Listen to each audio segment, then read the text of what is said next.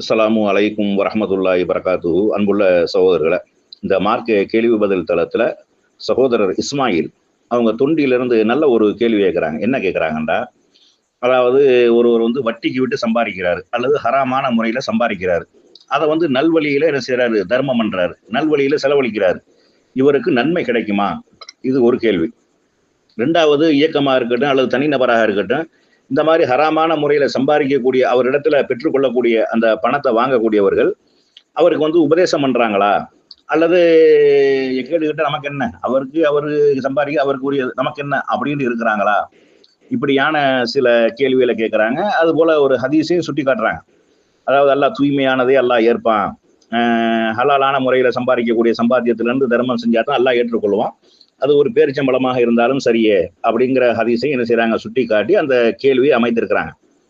பொதுவாக ஒருவர் நல்வழியில, அதாவது நல்ல காரியங்களுக்காக தர்மம் செய்வதாக இருந்தால் 3 அம்சங்கள் ஒருங்கே அமைந்திருந்தா தான் அந்த செலவிடுதலுக்கு நன்மை கிடைக்கும். இல்லைன்னா நன்மை கிடைக்காது. அந்த 3 விஷயங்கள் என்ன? 3 ஒரே ஹதீஸ்ல இல்லை, ஆனா கருத்து அதுதான். 3 என்ன அப்படின்டா, ஒருவர் ஈமான் கொண்ட நிலையில இருக்கணும். ஈமான் கொண்ட நிலையில இருந்து ஒருவர் தர்மம் செய்தால், ஒரு நல்வழியில செலவழித்தால் தான் அவருக்கு அந்த நன்மை கிடைக்கும். அது மட்டும் பத்தாது, அந்த சம்பாத்தியமும் ஹலாலான முறையில இருக்கணும். அந்த ஹலாலான முறையில சம்பாதிச்சா தான் அவருக்கு அந்த தர்மம் செய்ததுக்கு உண்டான நன்மை கிடைக்கும். அதுபோக 3வது என்னன்னா, முகஸ்துதி இல்லாம செய்யணும். பிறர் நம்மளை புகழ வேண்டும், நம்மளை மெச்ச வேண்டும் என்பதற்காக இல்லாமல் அல்லாஹ்வுக்காக செய்யணும். இந்த 3 ஒருங்கே அமைந்திருந்தா தான் செய்த தர்மத்துக்கு நன்மை கிடைக்கும். இதுல எந்த ஒன்றும் குறைவு ஏற்பட்டாலும் நன்மை கிடைக்காது.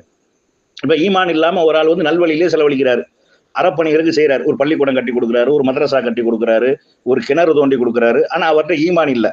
இது அல்லாஹ் ஏற்றுக்கொள்வானா? ஏற்றுக்கொள்ள மாட்டான். அது மாதிரி ஒருவருடைய சம்பாத்தியம் ஹராமாக இருக்கிறது, அவர்கிட்ட ஈமான் இருக்கிறது. ஆனா அந்த ஹராமான சம்பாத்தியத்தை நல்வழியில செலவழிச்சாண்டு அல்லாஹ் ஏற்றுக்கொள்வானா? ஏற்றுக்கொள்ள மாட்டான்.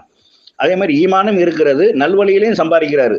சம்பாதிக்கக்கூடிய ஒருவர் நம்மளை புகழ வேண்டும், நம்மளை மெச்ச வேண்டும், நம்மளை வள்ளல்னு சொல்லணும், நம்ம கொடையாளின்னு அவர்களுக்கு தெரியணும், மற்றவர்களுக்கு தெரியணும் என்பதற்காக செலவழிக்கிறாரு. இதையும் அல்லாஹ் ஏற்றுக்கொள்வானா? ஏற்றுக்கொள்ள மாட்டான்.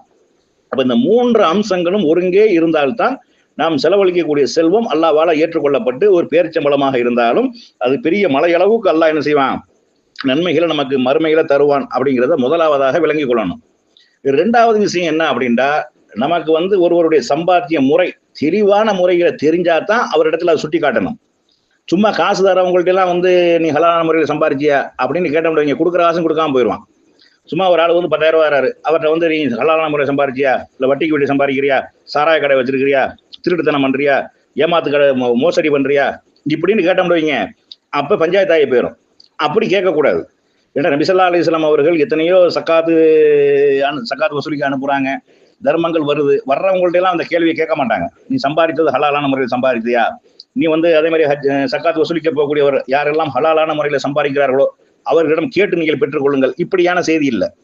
அப்ப என்ன கேட்கக்கூடாது என்றால், ஒருவர் ஒரு பொருளாதாரத்தை நல்வழியில செலவழிங்கன்னு தர்றாரு அல்லது நல்வழியில செலவழிக்கிறாரு, அவர்கிட்ட போய் நீ சம்பாதிக்கிறது ஹலாலா அப்படின்னு ஹராமா அப்படின்னு என்ன செஞ்சிடக்கூடாது? கேட்கக்கூடாது. தெளிவாக ஒண்ணு தெரியுது, ஒரு ஆள் வட்டிக்கு தான் விட்டு சம்பாதிக்கிறாரு, ஏமாத்தி தான் சம்பாதிக்கிறாரு அப்படிங்கிறது தெரியுது. இதுல கூடுதலா இன்னொரு விஷயம் என்ன அப்படின்னா, இந்த காசு பணம் செல்வங்கள் செழிப்போட இருக்கிறாங்களா இல்லையா, அவர்கள் எல்லாம் கெட்ட வழியில தான் சம்பாதிச்சாங்க, நம்ம முடிவு எடுத்துடக்கூடாது. ஏன்னா இன்னைக்கு காசு பணங்கள் குளிக்கக்கூடிய விஷயங்களை பொறுத்தளவுக்கு அதுல மார்க்கம் அனுமதித்த விஷயங்கள் இருக்கும், அரசாங்கம் தடை செய்த விஷயங்கள் இருக்கும்.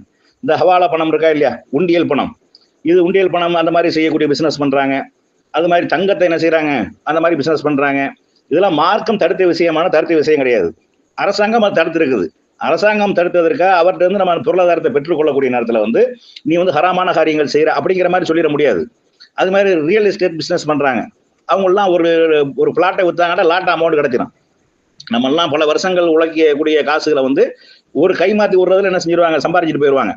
அப்ப பொருளாதாரம் அதிகமா வைத்திருக்கக்கூடியவர்கள் எல்லாம் கெட்ட வழியில தான் சம்பாதிச்சான் அப்படிங்கிற ஒரு முடிவுக்கு நம்ம என்ன செஞ்சிடக்கூடாது? வந்துடக்கூடாது.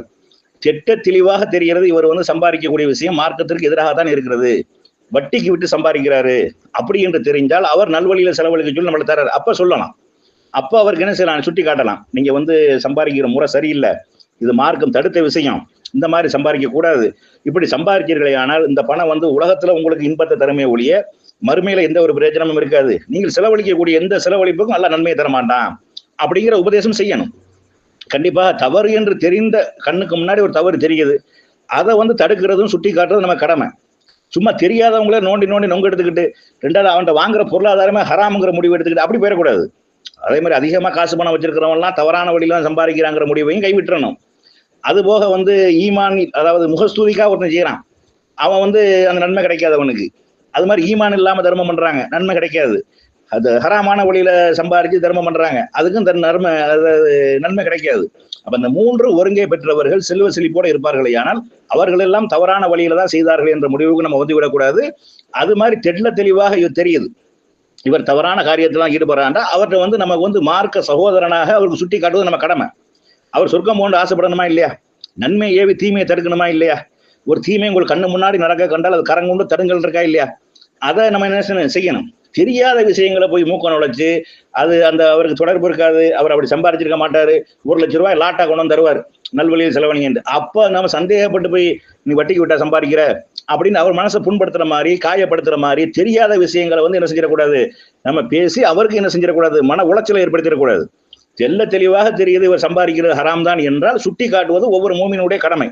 பணத்தை சும்மா வர்ற பணத்தை எல்லாம் பெற்றுக்கொள்றது இல்லை, அது தெளிவா தெரியுதுன்னா அவருக்கு வந்து உபதேசம் பண்ணுவது, இந்த மாதிரி நீங்க அல்ல இதுல பறக்கத்து செய்ய மாட்டான், நீங்க நல்ல ஒரு தொழில் பண்ணுங்க, அல்ல உங்களுக்கு நிறைய பறக்கத்து செய்வான் அப்படின்னு அழகா தன்மையா பக்குவமா எடுத்து சொன்னோம்னா அவங்களும் விளங்கி கொள்வாங்க, தங்களை தாங்களே திருத்திக் கொள்வாங்க. இது ஒரு விஷயம். அடுத்து இன்னொரு விஷயம், முக்கியமான விஷயம் என்ன அப்படின்னா, ஒருவர் வந்து ஹராமான வழியிலேயே சம்பாதிக்கிறாரு, வட்டிக்கு விட்டு சம்பாதிக்கிறாரு, தவறான வழியிலேயே சம்பாதிக்கிறாரு, திருந்திடுறாரு, காசு பணம் நிறைய சேர்ந்துடுறாரு, இந்த மாதிரியான மார்க்க உபதேசங்கள் அல்லாஹ்வை பற்றி உண்டான அச்சங்கள் எதுவுமே இல்லாத காலத்துல செய்யறாரு. அதுக்கப்புறம் அந்த மாதிரியான வட்டிங்கிற பெரும்பாவம், அந்த மாதிரி தவறான வழியில பொருள் ஈட்டக்கூடாது இப்படிங்கிறதெல்லாம் தெரிஞ்சு திருந்திடுறாரு. திருந்தினதுக்கு அப்புறம் அவர் என்ன செய்யறாரு, கொடுக்குறாரு.